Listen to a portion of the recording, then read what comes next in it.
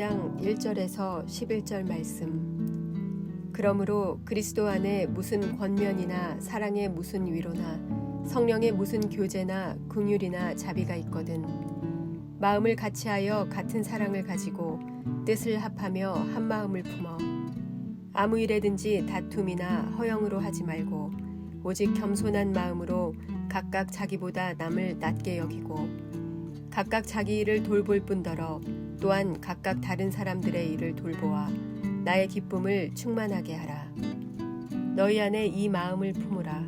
곧 그리스도 예수의 마음이니 그는 근본 하나님의 본체시나 하나님과 동등됨을 취할 것으로 여기지 아니하시고 오히려 자기를 비워 종의 형체를 가지사 사람들과 같이 되셨고 사람의 모양으로 나타나사 자기를 낮추시고 죽기까지 복종하셨으니 곧 십자가에 죽으심이라. 이러므로 하나님이 그를 지극히 높여 모든 이름 위에 뛰어난 이름을 주사 하늘에 있는 자들과 땅에 있는 자들과 땅 아래에 있는 자들로 모든 무릎을 예수의 이름에 꿇게 하시고 모든 입으로 예수 그리스도를 주라 시인하여 하나님 아버지께 영광을 돌리게 하셨느니라. 아멘.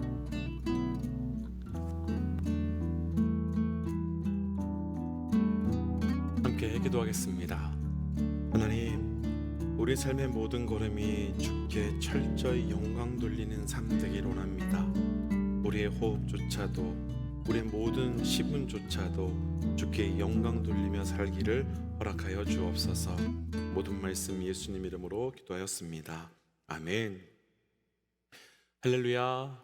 우리에게 예수 그리스도의 십자가를 주시고 또 그 십자가의 은혜를 따라 하나님께 영광 돌리며 사는 삶을 허락하여 주시는 우리 하나님께 감사와 찬양과 경배를 올려드립니다. 오늘 우리 함께 나눌 말씀의 제목은 오늘 본문 11절에 나오는 구절을 그대로 가져와서 하나님께 영광 돌리는 삶이라고 하는 제목입니다. 우리는 계속해서 빌립보서를 묵상해 오고 있습니다. 오늘은 그리고 빌립보서 2장이 시작되지요. 빌립보서 1장하고 빌립보서 2장은 빌립보서 안에 있지만 조금은 그 말씀의 방향이 다르게 진행이 됩니다. 그 방향을 조금 분류해 본다면 빌립보서 1장은 감옥 속에 있지만 옥중에 있지만 그럼에도 불구하고 기뻐하는 삶이 어떻게 가능한지를 설명하고 있는 말씀이라면 빌립보서 2장은 옥중과 같은 우리 삶의 현실 속에서 그럼에도 불구하고 우리가 어떻게 하나님께 영광 돌며 살아갈 수 있는지에 대한 말씀입니다. 사실 우리는 어떤 경기나 상을 받는 자리에서 우승한 분들이 하나님께 영광 돌린다라고 하는 고백을 참 아름답게 봅니다. 대단하지요. 참 감사한 일이에요.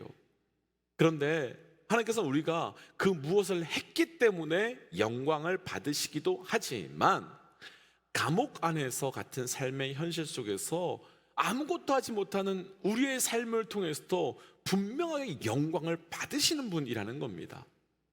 오늘 말씀을 통해서 우리 삶의 현장에서 감옥과 같은 현장에서 어떻게 영광 돌리며 살아갈 수 있는지를 함께 묵상하고 그래서 우리의 존재를 통해서 영광 받으시는 그 하나님의 은혜가 우리에게 경험되어 나가시기를 주의 이름으로 축복합니다. 하나님께 영광 돌리는 삶 첫 번째 우리 2절 말씀으로 좀 가볼까요? 2절 말씀이에요. 마음을 같이하여 같은 사랑을 가지고 뜻을 합하여 한 마음을 품어. 아멘. 먼저 우리 질문으로 오늘 좀 말씀을 좀 시작해 보고 싶은데요. 우리 믿음의 동역자들께서 요즘에 마음을 기쁘게 하는 것이 있다면 무엇이 우리의 마음을 기쁘게 하고 있습니까? 또 반대로 우리 믿음의 동역자들의 마음을 어렵게 하는 것이 있다면 무엇이 우리의 마음을 어렵게 하고 있습니까? 만약 우리가 감옥에 있었다면 무엇이 우리의 마음을 기쁘게 할 수 있었을까요? 일반적으로 감옥에 있는 사람을 기쁘게 할 수 있는 것은 따뜻한 잠자리 혹은 좋은 식사 혹은 사람들의 위로와 같은 감옥 안에 있는 것들에 사람들에게 그런 것들이 위로가 되지 않았을까 생각됩니다. 그럼 반대로 감옥과 같은 곳에 살고 있는 우리가 하나님을 기쁘시게 해드린다면 감옥과 같은 그런 속에서 어떻게 하나님을 우리가 기뻐하게 해드릴 수 있을까요? 사실 참담한 감옥 안에 있는 곳에서 하나님을 기쁘게 해드린다는 것 자체가 참 쉽지 않을 것 같습니다. 그런데 우리가 계속해서 이번 주 나누었지만 빌립보서는 바울이 그 감옥에 있을 때 기록한 옥중서신이잖아요. 그래서 어떻게 보면 우리와 아무 상관없는 말씀처럼 보이기도 하지만 빌립보서에서 바울이 선포하고 있고 증명하고 있는 그 영적 기쁨의 파워가 있는 것은 우리 또한 우리가 또 다른 감옥에서 살고 있기 때문입니다. 관계라는 감옥과 재정이라고 하는 감옥과 건강이라고 하는 감옥과 혹은 과거의 상처와 아픔이라는 여러 그런 등등의 감옥에 우리가 잠겨 있기 때문에, 참 많은 감옥에 이미 우리가 갇혀 살고 있기 때문에 이 말씀이 우리에게 은혜가 되는 겁니다. 그럼 그런 감옥 속에 살면서도 우리가 어떻게 하나님을 기쁘게, 하나님께 영광 돌리며 살 수 있을까요? 오늘 말씀에서 가장 첫 번째로 감옥 안에 있는 바울이 또 다른 감옥에서 살고 있는 우리에게, 또 다른 감옥에 살고 있는 우리 성도들에게 분명히 도전합니다. 한 마음을 품으라. 오늘 말씀에서 나오고 싶은 첫 번째, 감옥 같은 삶에서도 하나님께 영광을 돌리며 살기 위하여 한 마음을 품으시기를 주의 이름으로 도전합니다. 그럼 이 말씀 앞에 두 가지 질문이 생기는데요. 첫 번째는 한 마음을 품으라 했을 때 뭐가 그렇게 중요하기에 한 마음을 품는다고 하나님께서 영광을 받으시는 건가? 라고 하는 질문. 한 마음, 그러면 또 하나는 한 마음을 품었을 때 그 한 마음은 무엇인가? 라고 하는 질문. 이 두 가지 질문이 아주 핵심 남습니다. 그럼 첫 번째 질문이요, 한 마음을 품는 것이 뭐가 그렇게 중요하기에 그것으로 하나님께서 영광을 받으신다라고 말씀하실까? 이 부분을 조금 묵상해 보고 싶습니다. 구약 시절에 하나님께 올려드려야 되는 제사와 예배를 담당한 지파가 바로 레위 지파였습니다. 그런데 이것이 조금 이상한 이유는 하나님께서 12지파 가운데 찬양함, 예배함이라는 뜻을 갖고 있는 유다 지파를 세워두셨기 때문입니다. 그런데 하나님께서는 찬양함과 예배함이라는 뜻을 가지고 있는 유다 지파에게 예배를 맡기지 않으시고 연합함이라는 뜻을 갖고 있는 레위 지파에게 예배와 제사를 담당시켰습니다. 무슨 뜻일까요? 왜 그럴까요? 다들 잘 아시겠지만 예배의 목적은요, 찬양의 목적은요, 살아계신 우리 하나님께 영광을 돌리는 겁니다. 오늘 말씀의 제목 그대로 영광을 돌리는 거예요. 그런데 하나님께서 가장 영광 받으시는 것은 단순히 찬양과 단순히 예배가 아니라 바로 그 자리에서 죽을 수밖에 없는 인간이 어린 양의 보혈의 피로 완전한 연합함이 이루어지는, 완전한 연합함이 성취되는 그 예배 자리에 나올 수 있기 때문에 영광 받으시는 겁니다. 때로는 하나님께서 사람을 창조하신 이유에 대해서 예배 받으시기 위함이다, 찬양 받으시기 위함이다 라며 어떻게 당신이 찬양을 받고자 사람을 만들고 당신이 예배를 받고자 사람을 만들 수 있느냐 라면서 하나님을 왜곡하는 생각들을 하시는 분들도 계십니다. 그런데 분명한 것은요, 하나님께서 사람을 찬양받고자, 하나님께서 사람에게 예배를 받으시고자 지은 것은 맞습니다. 그런데 찬양과 예배를 받으시는 본질적 목적은 아무도 하나님을 예배하거나 아무도 하나님을 찬양할 존재가 없어서 억지로 지어서 찬양하게 하신 것이 절대로 아니라 바로 그 자리가 죄로 인해 죽을 수밖에 없는 인간과 완전히 거룩한 하나님의 연합함이 이루어지는 자리, 다시 말하면 죄 많은 인간과 거룩한 하나님이 만나서 죄 많은 인간이 죽을 수밖에 없는데도 그 인간이 하나님에 향하여 나아갈 수 있도록 허락된 완전한 용서와 완전한 화해, 그래서 완전한 연합함이 이루어지는 자리가 바로 예배가 된 자리이기 때문인 겁니다. 그래서 하나님께서 인간을 찬양하도록, 그래서 하나님께서 인간을 예배하도록 지으셨다라고 하는 것은 완전히 죄를 용서하시고 용서하신 은혜로 완전한 연합함을 이루시기 위해 지으셨다라고 하는 말이 그 안에 포함되어 있는 겁니다. 그럼 왜 하나님께서 한 마음을 품는 것을 기뻐하시겠습니까? 왜 하나님께서 한 마음을 품는 것을 기뻐하시겠습니까? 절대로 인간은 하나님과 한 마음을 품을 수 없는 존재였습니다. 왜냐하면 하나님과 같은 마음이 아닌 하나님이 되려고 하는 마음을 품었기 때문입니다. 그런데 우리 인간과 우리 하나님이 같은 마음을 품었다는 것은 죽을 수밖에 없는 죄덩어리인 인간이 하나님과 완전한 연합함이 이루어졌음을 말씀하기 때문이며, 그래서 죄로 인해 죽을 수밖에 없는 인간이 살게 되었기 때문에 하나님께서 영광 받으시고 하나님께서 기뻐하시게 되었다라고 말씀하고 있는 겁니다. 그러니까 하나님과 한 마음을 풀 수 없는 사람, 우리는 절대 품을 수 없습니다. 그런데 바로 구원자, 바로 구속의 은혜를 베푸는 자, 그리고 하나님께서 어찌 기뻐할 수 있게 되었는가 하면 우리가 살게 되었기 때문에 영광 받으시는 겁니다. 그러니까 하나님께서 우리의 영광을 받으시는 것은요, 우리가 무엇을 해서, 우리가 어떤 것을 이루어서 영광을 받으시는 것이 아니라 우리 존재가 죽을 수밖에 없는 죄인의 존재에서 보혈로, 오직 보혈의 은혜로 살게 된 존재로 바뀌었기 때문에 영광을 받으시게 된 겁니다.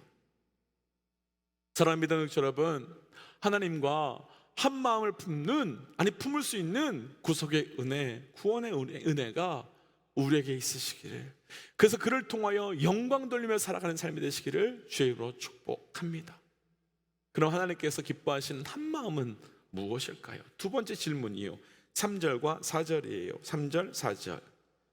아무 일에든지 다툼이나 허영으로 하지 말고 오직 겸손한 마음으로 각각 자기보다 남을 낮게 여기고 각각 자기 일을 돌볼 뿐더러 또한 각각 다른 사람들의 일을 돌보아와 나의 기쁨을 충만하게 하라. 아멘. 바울은 3절 중간에요, 분명하게 겸손한 마음을 품으라 라고 말합니다. 하나님의 겸손은 우리의 겸손과 완전히 다릅니다. 우리는 누군가를 보면서 아, 그가 참 겸손하다라고 했을 때 사실은 그 위치에서의 겸손을 이야기합니다. 그러니까 예를 들어서 어떤 선생님을 보면서 아, 그 선생님 너무 겸손해 라고 말하면 그 선생님이 선생님임에도 불구하고 선생님의 권위를 포기하고 학생과 친밀하게 지내기 때문에 겸손하다고 말합니다. 그렇죠?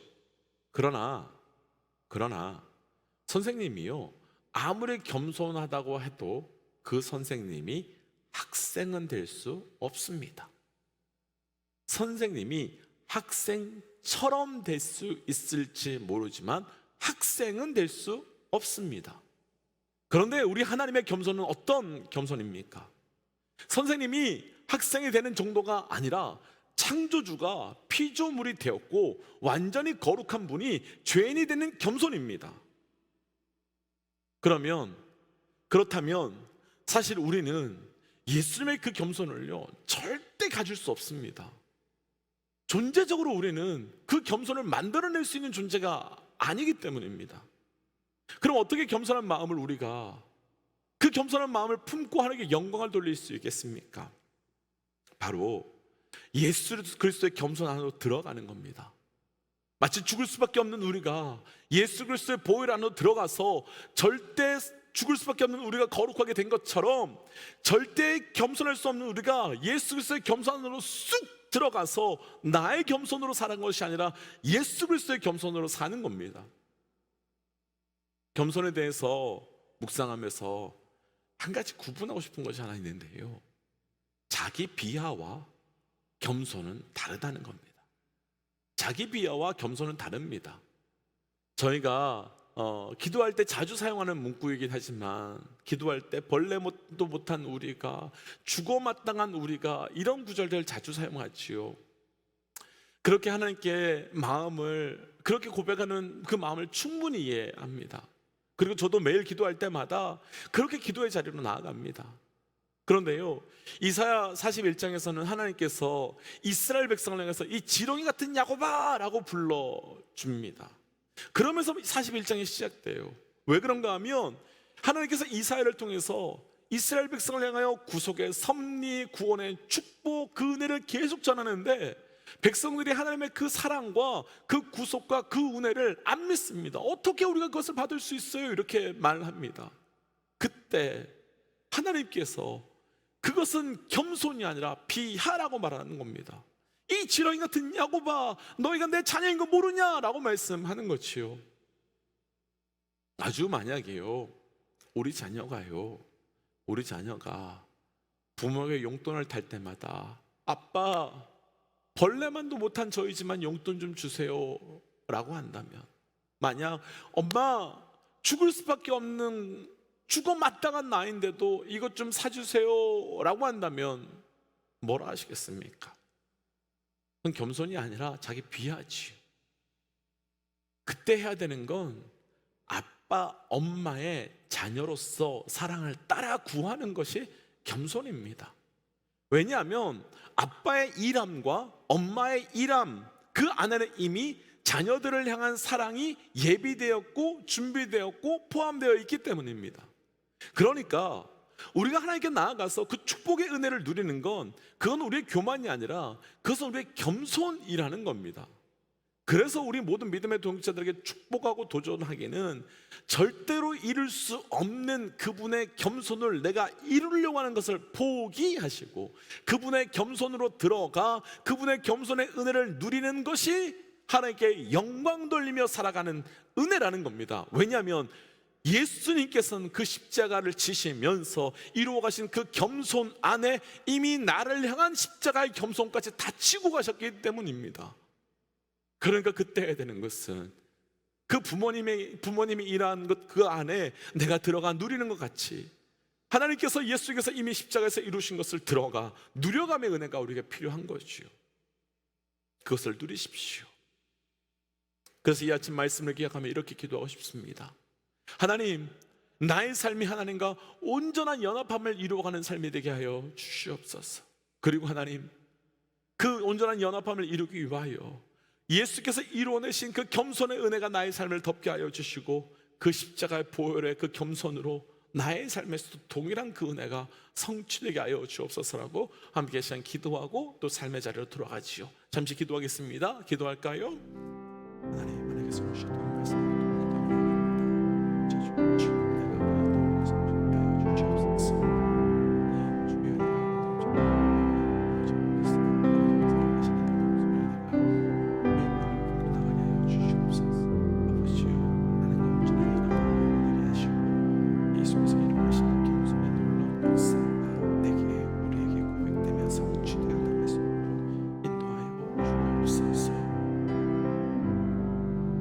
하나님, 오늘 주신 말씀을 기억하며 나아갑니다. 절대로 하나님과 온전한 연합함을 이루어낼 수 없는 우리의 길을 하나님께서 보혈로 십자가의 사건으로 온전한 연합함을 이루어내시고 그 온전한 연합함을 이루어내심을 통하여 우리에게 영광 받으시는 하나님을 알고 하나님 찬양하며 영광 돌리며 살아가는 자 되게 하여 주옵소서. 절대로 그 겸손 안으로 들어갈 수 없는, 절대로 그 영광을 나타낼 수 없는 우리가 하나님께서 예수님을 통해서 이루어내신 십자가의 겸손으로 들어가 동일하게 그 겸손의 영광을 찬양하며 나아가는 우리의 삶이 될 수 있도록 오늘도 함께하여 주옵소서. 이 모든 말씀 예수님 이름으로 기도하였습니다. 아멘. 사랑하는 믿음의 동지 여러분, 하나님께 영광 돌리는 것은 우리가 무엇을 해서가 아니라 우리의 존재를 통해서 영광 돌리는 겁니다. 오늘도 우리의 존재 자체만으로도 영광 받으신 하나님께 감사와 찬양으로 살아가시기를 주의 이름으로 도전합니다. 함께 선포하고 또 기도의 자리로 또 삶의 자리로 돌아가지요. 함께 선포하겠습니다. 하나님은 살아계십니다. 아멘. 승리하십시오. 함께 기도하겠습니다.